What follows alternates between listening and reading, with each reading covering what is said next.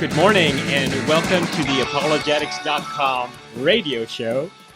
I am your host for the evening, Harry Edwards. We were here last week, Jacob, right? So yes. We're back again, but this time we have Lenny Esposito with us. Yeah, I get to join. Yeah. Lenny, when was the last time you were here? Well, we took a little holiday break, so it was November. Of course, over Christmas, I got a small bout of COVID, but that wasn't too terrible. I don't think anyone was spared that. Yeah, I don't think either they haven't been or they won't be at some point, it seems. Yeah. No, I had it too. Well, I know you've been busy with Come Reason Ministries. Yes. Tell us what's the latest.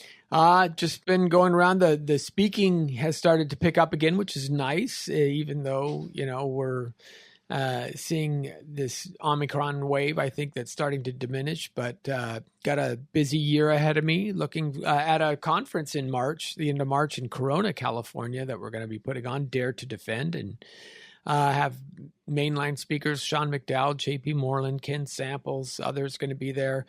Jacob's going to do a session for us in one of our breakouts. So it'll be nice. So you can get tickets even right now. Go to daretodefend.com or comereason.com and you can buy your tickets, check out the lineup, and hope to see everyone there. Great. So, yeah, that's going to be great.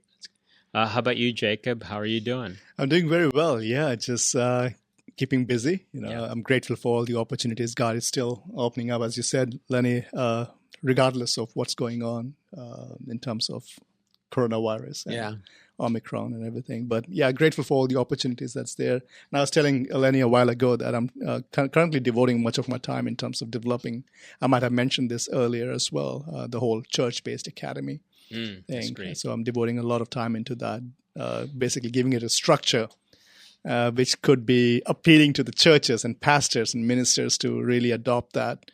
And I think it's very much needed in terms of understanding the need for cultural exegesis alongside biblical exegesis that we do. Yeah. And that's actually going to fit very well with our show this evening, because we think, and later that's going to be toward the end, strategies for culture change. Yeah. Because that's what's needed on top of just like salvific assurance, right? Gospel. If you have been listening to our podcasts, every third Sunday I have Jacob and Lenny, and we have been for several months now discussing Paul Gould's book, Cultural Apologetics. And I highly recommend it, and it's been fun reading it and rereading it. And so now we've come to chapter 6. We want to talk about conscience. Now, the first part of the book, first part of the chapter talks about longing. And but we're going to skip over that, and we're going to go straight into how I titled this show, Conscience, Our Moral Compass. And again, as cultural apologists, we're mindful to always create common ground. We want to be able to converse with our seeker or skeptic and come to certain agreements before we, do a monologue of the 5 reasons why you should believe in God. I think especially today, in today's culture, it's good to have a friendly, civil dialogue and to actually find out the starting points. And so one starting point is our conscience. No matter who you are, where you've lived, what cultural background you come from, male, female, whatever, every human being has a conscience. Some have good consciences, some have bad consciences, but we do have a conscience. And I want to say and I want your thoughts on this, even with the fall, I think, meaning even when sin entered our world, right, and we're now in our fallen state, and some of us are being renewed day by day. We call them Christians, right? But even in our struggles, wouldn't you say that our consciences serve as good guides for how to behave properly? What do you guys think? Go ahead, Lenny. Well, I think obviously yes, in the sense that it shows that we have an understanding that there is a right and a wrong, that there are moral duties and obligations to which each individual must adhere or abide by.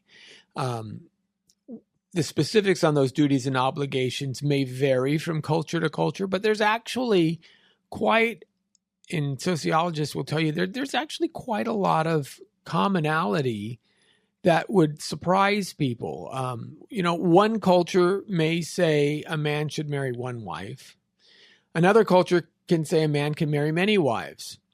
There is no culture that says a man can take another man's wife. So there is some universality there. There is obvious in certain cultures where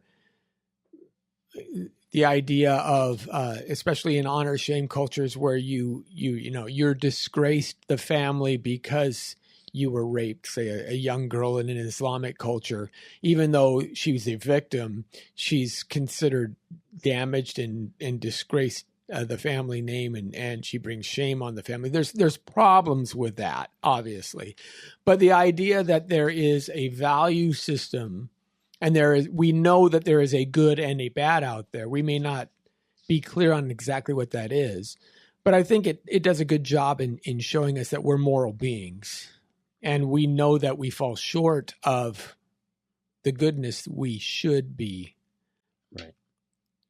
Right. Providing. Yeah, and I'll just add this to that, is that it kind of proves what the scripture tells us.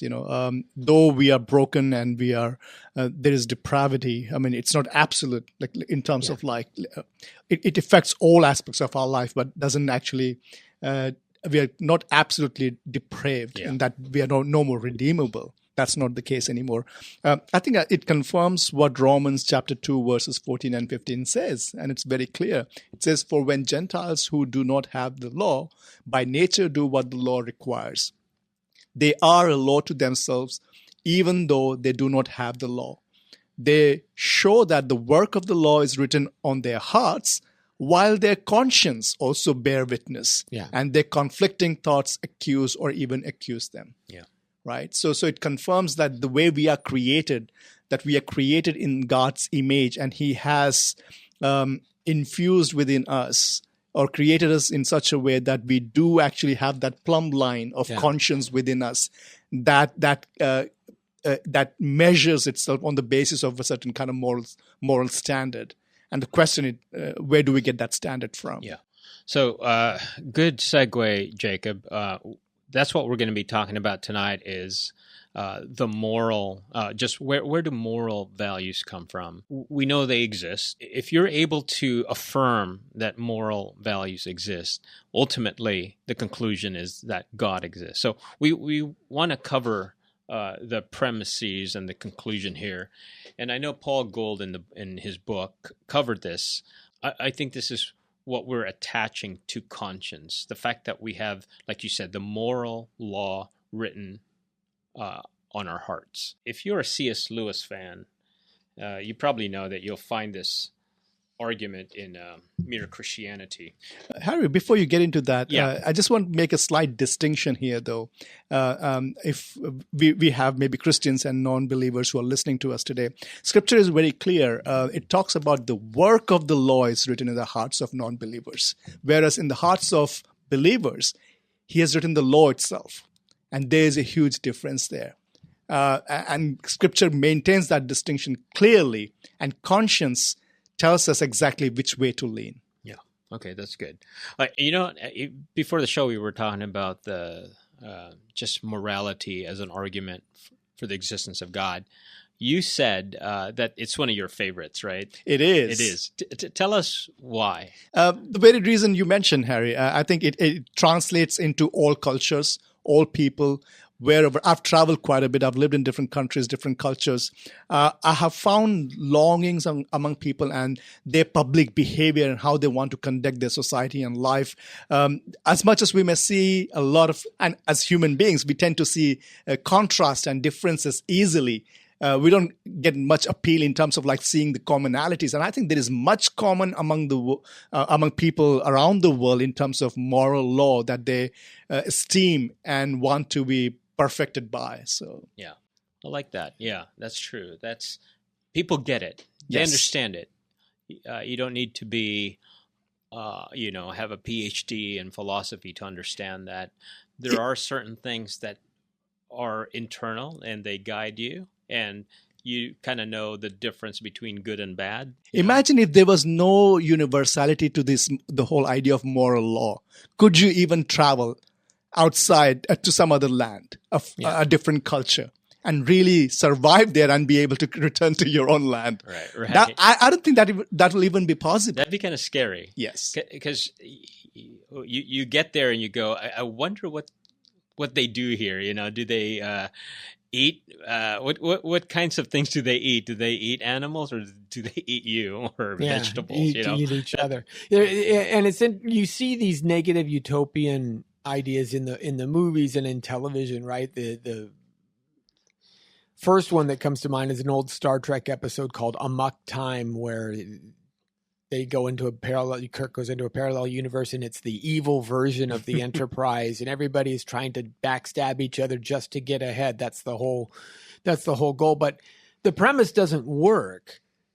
You have to have a universality idea of good, of progress.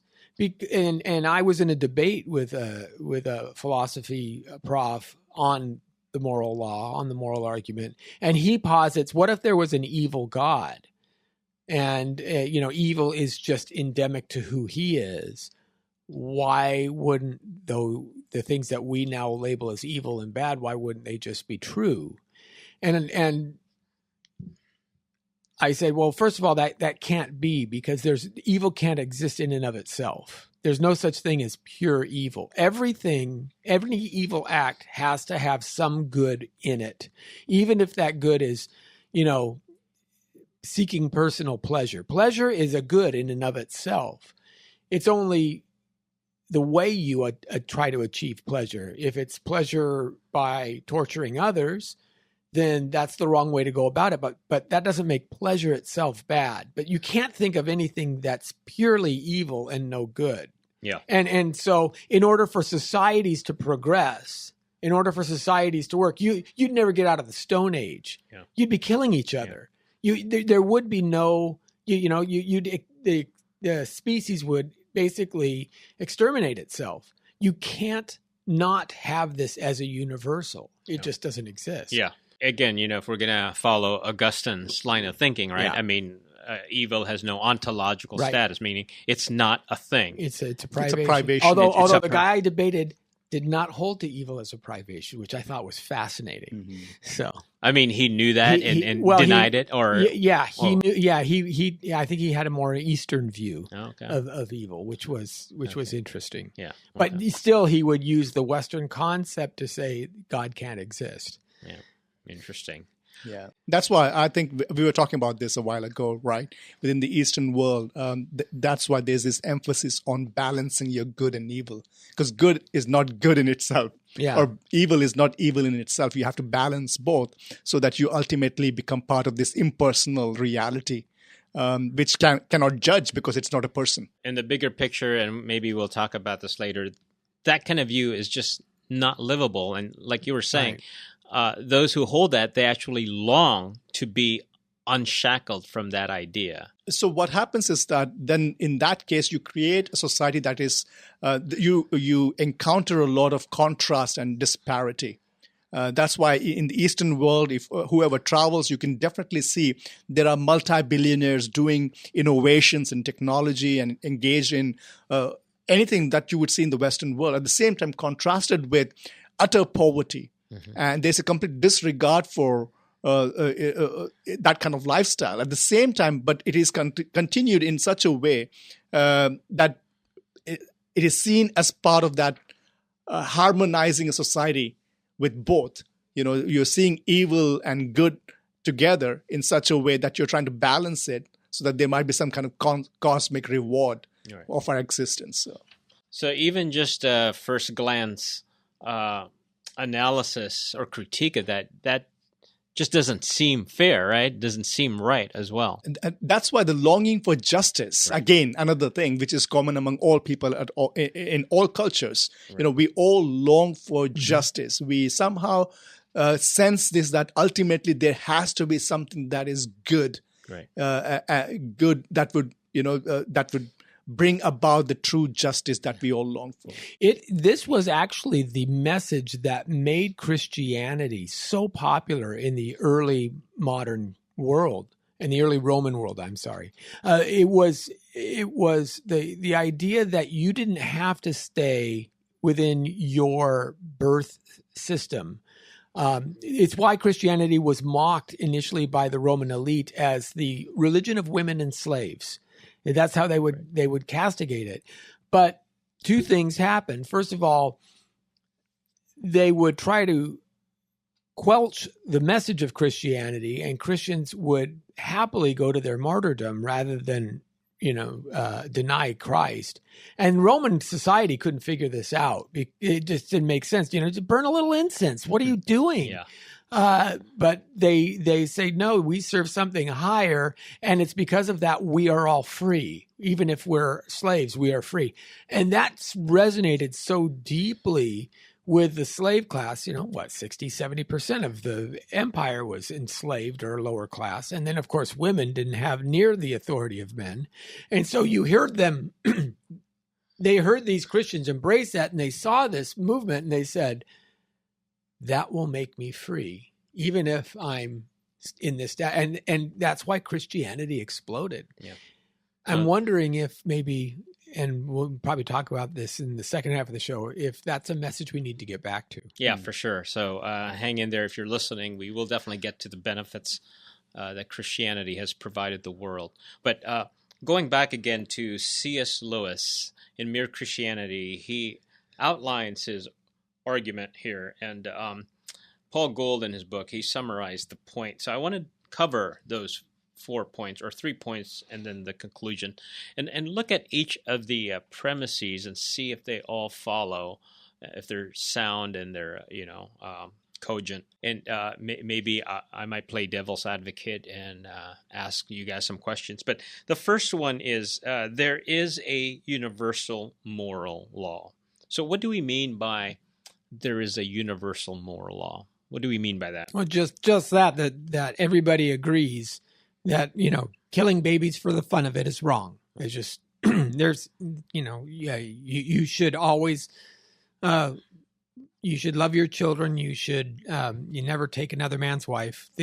Though there are certain standards that we understand in our conscience that there's a right and a wrong way to do things. And we have an obligation as human beings to live up to those standards. It seems like everybody also has the golden rule as part of their, moral. Yeah, but there's a distinction there as well with the golden rule. The Christian worldview is very much proactive in the sense that do unto others as you would want them to do unto you. Yeah. Whereas the rest of the world, it's kind of the other way. Do not do unto others as you don't want them to do unto you. So it's passive. And that passive. Does make a difference. And matter of fact, it is, I remember reading in Buddhist theology, the practicing Buddhist will put a bowl of rice out on the doorstep because it benefits him to make sure that he's not incurring any karmic debt. And the Buddhist monk who's living a vow of poverty takes the rice because the vow of poverty is benefiting him in order to escape his karmic debt. Christianity, it's not that. It's if a man asks you to walk 1 mile, go with him 2.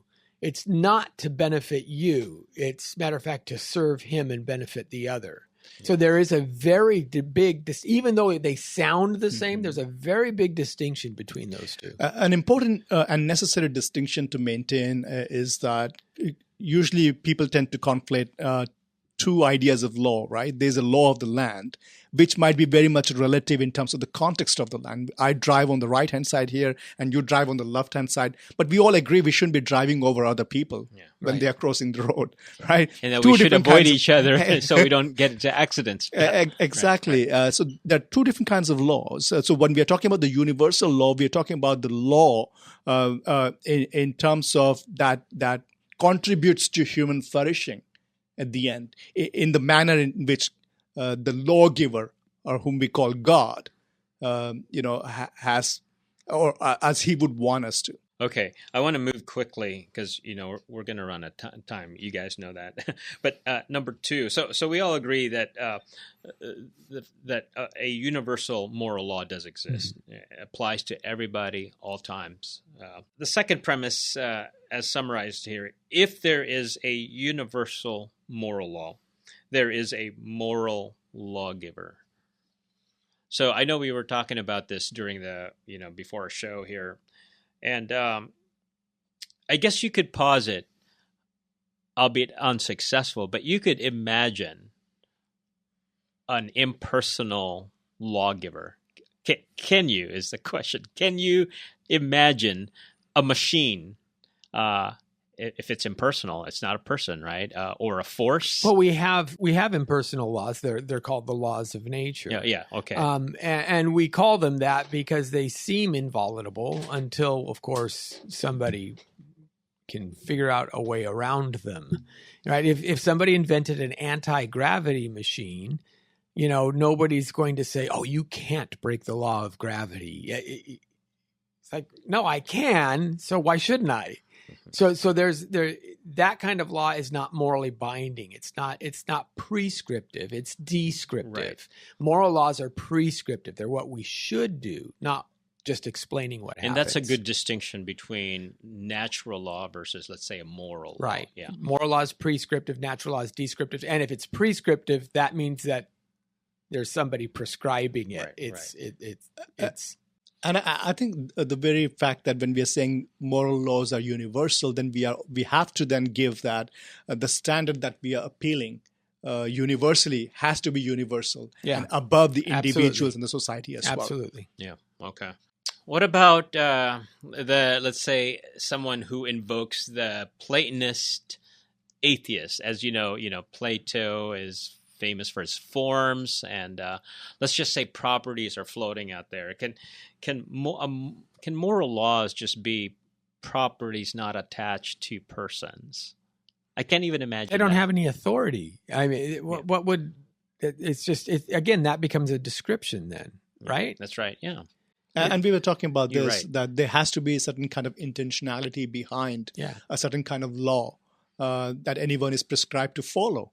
And how do we get that intentionality is when we can appeal to a person, a personhood, right? Not anything impersonal. Yeah. One of the examples I give is that Harry says you are one of the most noble persons in the human history, and I'm the worst person you could imagine. And we are walking, into a room, and there's an open wire, electric wire, and we both step onto it, right?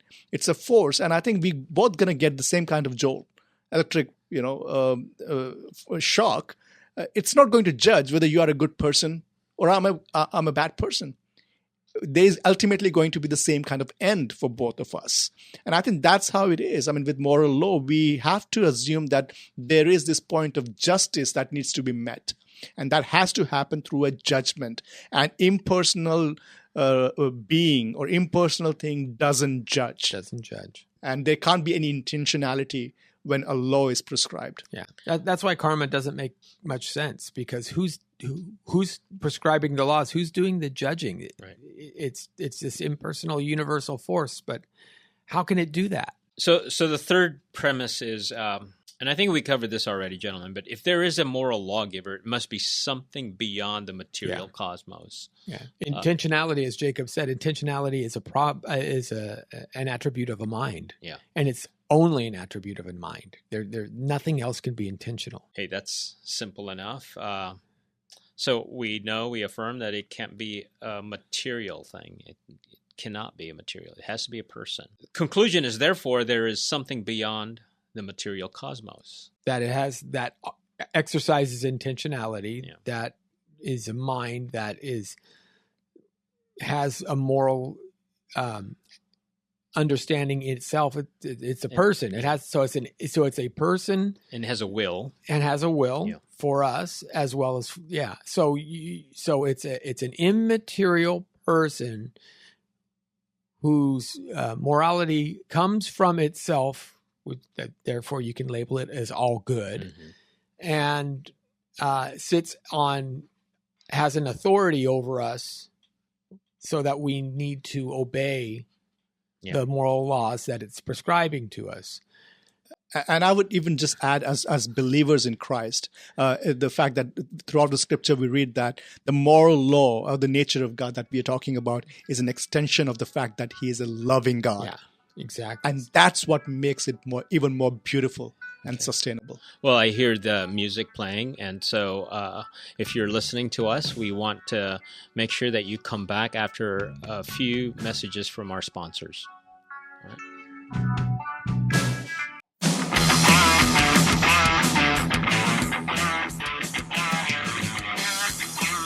Well, welcome back to the apologetics.com radio show. My name is Harry Edwards. I'm your host for this evening.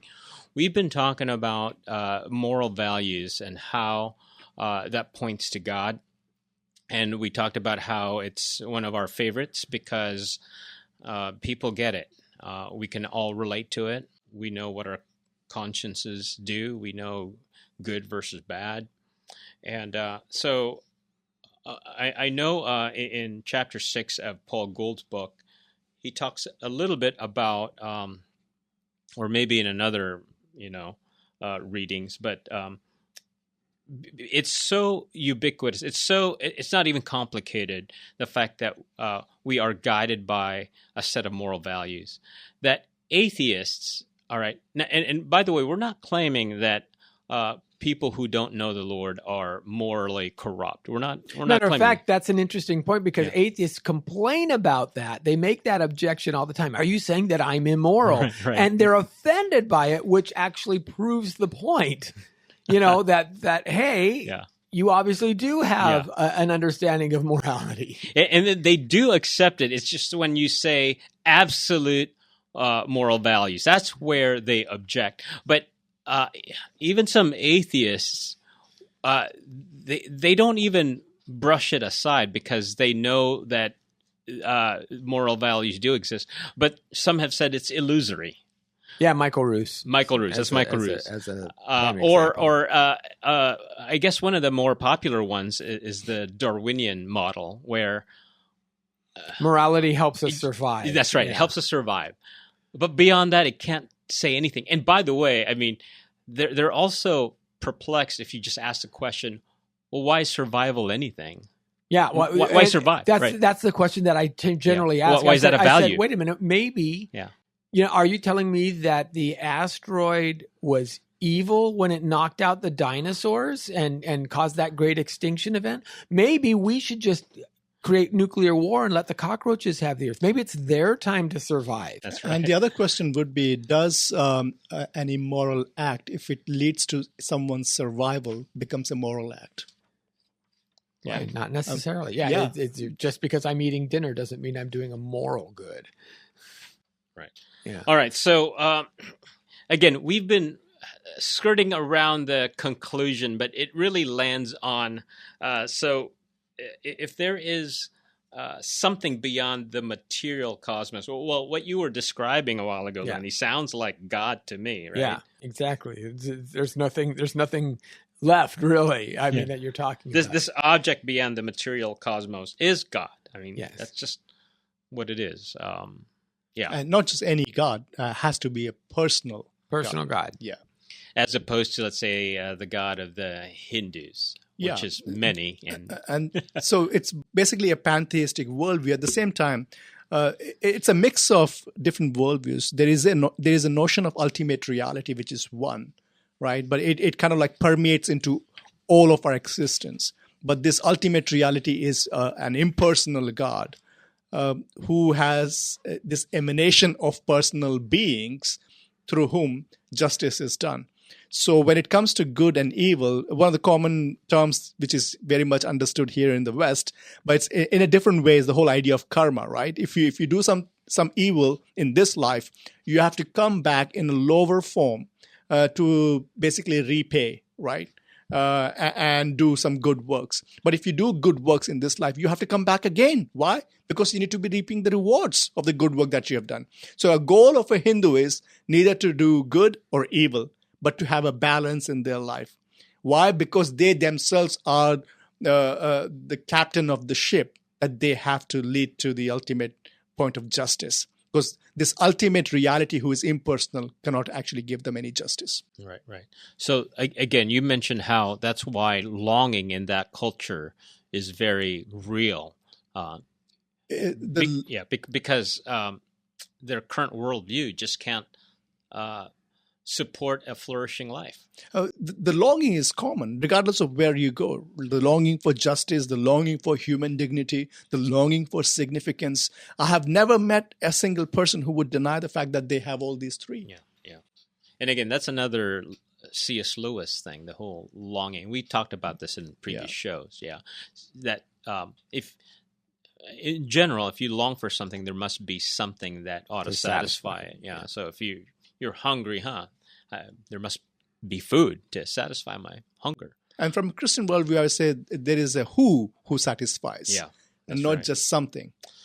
So I want to segue with all of this, since we're talking about moral values, and as you know, especially atheists online, they like to point out all of the evil that Christians have done, and we talk a big game, so to speak, right? But then when we look at our history, at least how the atheists and skeptics, how they view our history, they would accuse Christianity of all sorts of evil. So they would just mention the Crusades or the Inquisition or the witch burnings, How would you guys respond to that? So, in fact, I did find the quote. Os Guinness, who is a popular evangelical leader and social critic, he said this of the church, actually. He goes, "The church is a leading spawning ground for atheists." Now, you need to understand where he's coming from. Of course, he loves the church.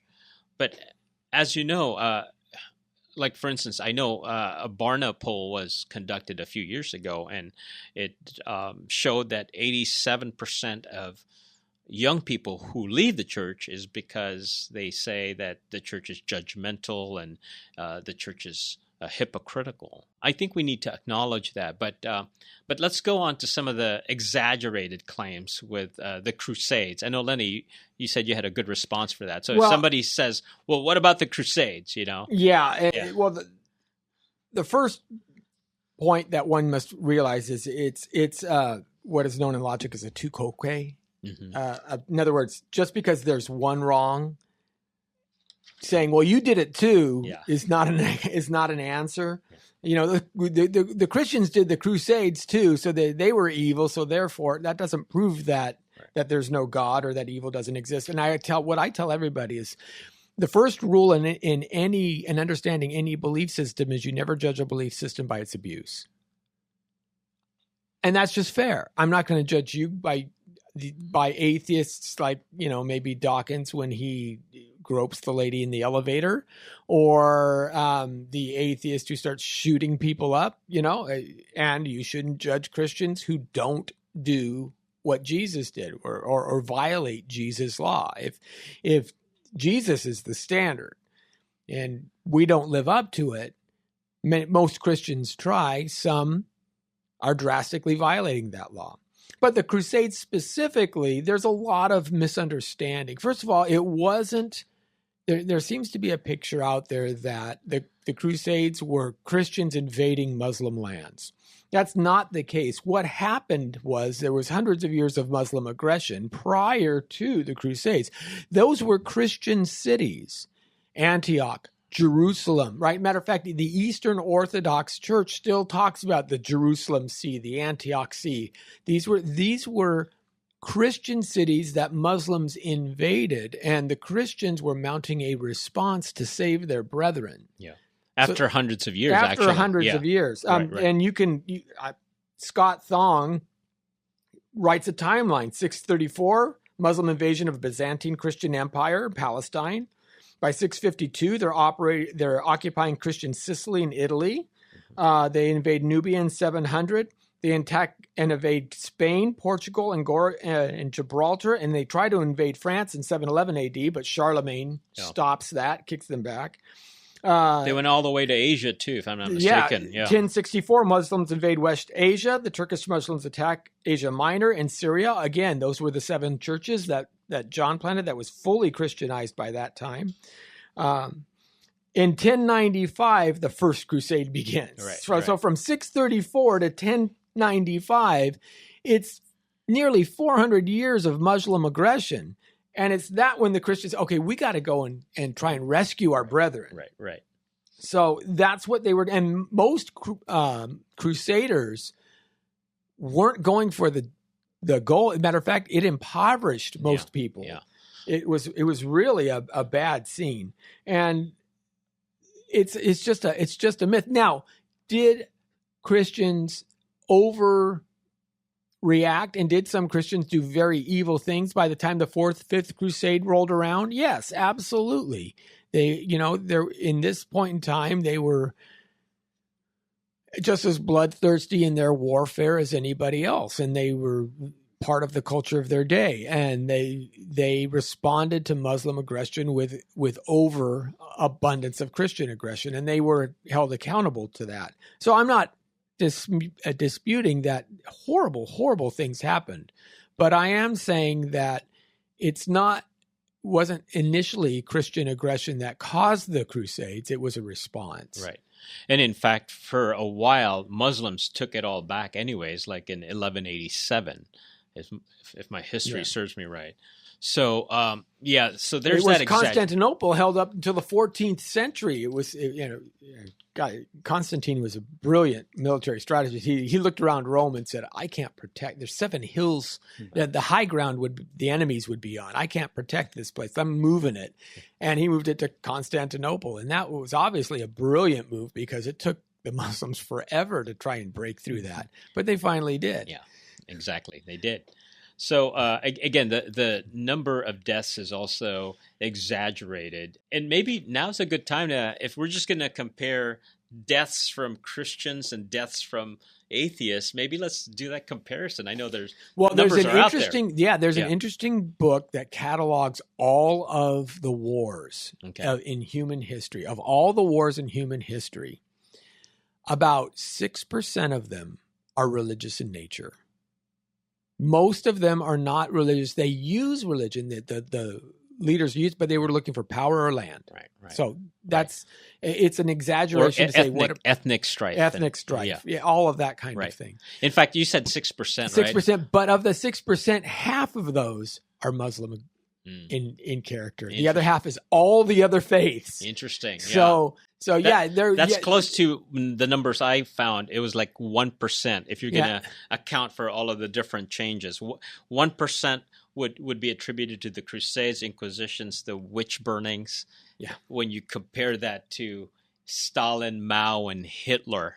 Oh yeah, not even a comparison. Those guys killed more people in the 20th century than most of the world. Well, here's a number. So we think Hitler, right? That's who we think of as like the mass murderer, despot, whatever. But his number is about 10 million. Well, that's nothing compared to Stalin, which is twice for Stalin. Mao is 70 million. Something like that. Yeah. Yes, 70. So among the 3 of them already, you got 100 million compared to, let's say, the Inquisitions, the Crusades, and the witch burnings, probably 200,000. That's the number I came up with. But again, this is powerful because we're not even mentioning Lenin, Khrushchev, Brezhnev, Pol Pot, Ceausescu, Fidel Castro, and Kim Jong-un. We're not even mentioning those guys. But or Genghis Khan, the Alexander the Great. Right. pick anyone through history. Really create the comparison's not even there. So hopefully our listeners find this persuasive and powerful. So next time somebody says, well, what about the Crusades? What about the Inquisitions? Just in history, it's evident that Christians were just defending their lands at that point. Well, let's go to the brighter side of things. Christianity being a force for good, for human flourishing. What are some of the examples that you guys find there? I think one of the major contributions and gifts of the Christian world to the rest of the world was the fact that the shift in terms of governance of people, right? Even today, if we see much of the tension between nations is between two ideas, the idea of nation as being sovereign nation, and then the idea of imperialism. And I think Christianity brought about that major shift in terms of understanding that nation is an idea within boundary, that they are sovereign in terms of ruling people, right? The very idea, the American idea of we the people, where do we get that idea from? Very much from the Reformation, the idea that the priesthood of all believers, right? And then you conduct your nation in such a way that ultimately it's meant to be discipled and then glorify God, as I would say. But I think this idea of nation, people don't talk about this, especially here in the West. I'm surprised that people have no idea that in the 20th century, we see the kind of nations that are standing as sovereign nation. It's all because of the very Christian idea of what nation is like. It was an end to this idea of imperialism going and spreading this idea of or having control over other lands. But at the same time, God in human history has even used that to bring about the good. Christians are the ones who have championed in terms of education. Paul Gould talks about that. The modern universities were set up by the Christians, right? They cared for the creation, and therefore what they did was gave rise to the idea of modern science. We don't see those coming out in cultures that hold to a different worldview, but we do see that Christians have contributed a lot. Yeah, and let's get into specifics. So, for example, infanticide. Infanticide is a practice that was actually replete in the ancient world. It was practiced widely, even in the so-called elevated eras of Rome. You had children who were abandoned by the Tiber. We even have a letter from a Roman gentleman who was out on a business trip. His wife was ready to be delivered. And he says, I hope to be home by the time that you have the child. If it's a son, keep it. If it's a daughter, discard it. And the Christians would be coming by and they'd scoop these babies up off the river because they were made in the image of God. And it, again, puzzled the Romans. Because if you're in an agrarian society, every child you have would be a net benefit, right? You got another farmhand, unless the child was sickly or crippled. Then it's a net negative because you have to feed the child, which means that there's less food for everybody else. And we're not even sure that you're going to have one meal a day, maybe. You don't know that. To put another mouth on the table, that's rough. So, and girls, of course, you had to pay a dowry. They were, they were seen as less valuable. So you saw this process in China when the one-child policy came out. You saw, again, women were was almost a 2-to-1 ratio of boys being born, and they'd have abortions for the girls. Christianity flipped that. It instilled the idea that, so the first orphanages were Christians. When the plagues hit, and Tertullian and the Eusebius and the Christian historians that talk about when all of the Roman aristocracy was fleeing to their country villas, leaving their sick relatives behind, it was the Christians who were running in. And Rodney Stark says, it may very well be that Christianity became dominant because of two things. First of all, the Christians would develop, now some would die because of the disease, but others who were in there would develop immunity toward it, and they wouldn't have to worry about it. Secondly, the people whom they nursed, who were not even believers, remembered that. Yeah, became believers. And all of a sudden it's like, my Uncle Zeke took off, but you, a stranger, helped me. Yeah. First hospitals were Christian. Yeah. Christian elevated women like no aspect had before. When Paul writes, you're neither slave nor free, male nor female, Jew nor Greek, that was earth-shattering. So much so that you have guys like Tom Holland, who's an agnostic. He's not even a believer. He writes this huge tome saying how Christianity single-handedly shaped our understanding of what the world is and what goodness is. In Western society. And he was in love with the idea of ancient history till he really started studying the Romans and the Greeks. And he got, oh my gosh, these people are barbarians. I couldn't have lived with them. They're just savages. Yeah. It's the Christianity that made the difference. Even today, if you travel to maybe to Africa or to the Eastern world, and you say if you fall sick, you go to a hospital, and what kind of hospital you would go to? Yeah, I laugh. Set up by Christians. I laugh when the anthropologist on the History Channel talks about the ancient Amazonian tribes who have a small footprint, and if there's a child that's sick, they may slaughter a chicken, but you have to understand that there's a little bit of arrogance there, because if he gets yellow fever, he's not going to settle for the guy slaughtering a chicken for him. He's going to go to the nearest Western medical clinic as soon as he can to get treated for, all of that stuff. And I also asked that, tell me about a Christian charity or a major organization that goes around the world and helps people regardless of their faith. Right. But show me one Muslim organization, that a major international organization that goes about helping people of other religion. Yeah. Or a Hindu organization that goes about and helps people of other religion. Yeah. Any major one? Yeah. I can think of any, yeah. So you have, again, look at the Aztecs. They slaughtered over 80,000 human sacrifices in the course of 1 century. And we've got the bones. That's where we get the count on this stuff.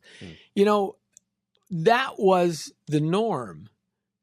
All these other folks, it's us versus everybody else. It's the Greeks and the barbarians, or it's the Romans, and the Vandals. It's the good guys because we're smarter than everybody else. And that's how the world has always been divided.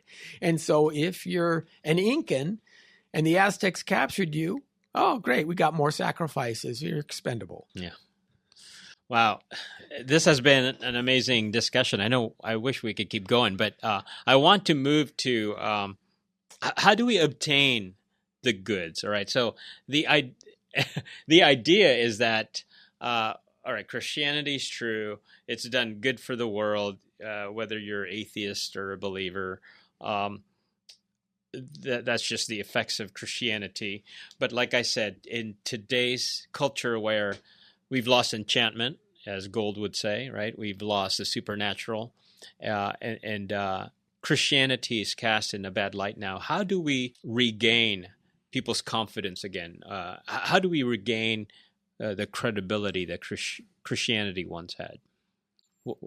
And we could go on with several strategies. Selflessness, like we talked about.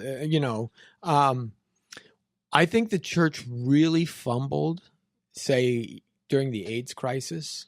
Yeah, that's a good point. Because again, even Martin Luther was writing about the bubonic plague, and COVID is one of the reasons why I started researching how the church responded in plague times.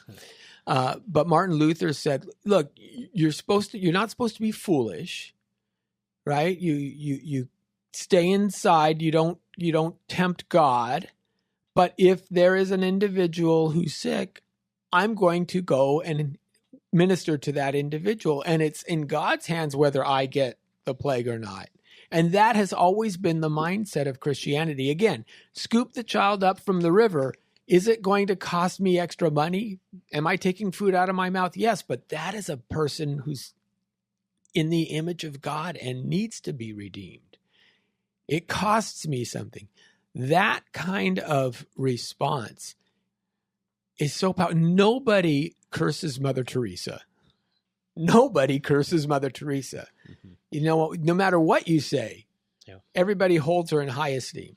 And I would say we need to take the final words of Jesus seriously. He said, "All authority in heaven and earth is given to me. So go therefore and make disciples of all nations, teaching them all that Jesus has taught us, right? We got to be teaching all that Jesus has taught to the nations and translate them into actions that will show them that we really serve a living God and we walk the walk as Christ has and as his followers, right? And that's the way to actually lead people and draw them closer to the gospel, the truth of the gospel. All right. In the next couple minutes that we have remaining, I'm just curious, because I know Paul Gould covers this in chapter 6, what I'm calling strategies, right? So he mentions Dreher, Rob. The Benedict option. Benedict option. He also mentions Dr. Hunter, the whole faithful presence within. What are you guys' thoughts on that? I know James Davison Hunter's How to Change the World, right? Yeah, How to Change the World. Yeah. I love the title of that. Yeah. So where do you guys fall there in terms of strategies now, in terms of like boots on the ground type of a thing? Like you said, selflessness. There are certain things that are just what I'm calling basic, like prayer for sure. Oh, absolutely. Prayer is huge. But with all of that as givens, if we're going to strategize, what are good strategies that you guys want to adopt? And maybe, maybe we have 2 minutes left, but how do we maybe differentiate, or how do we choose between two competing models of culture change? One is saying top to bottom, and one is bottom up. Yeah. So you guys want to explain a little bit of...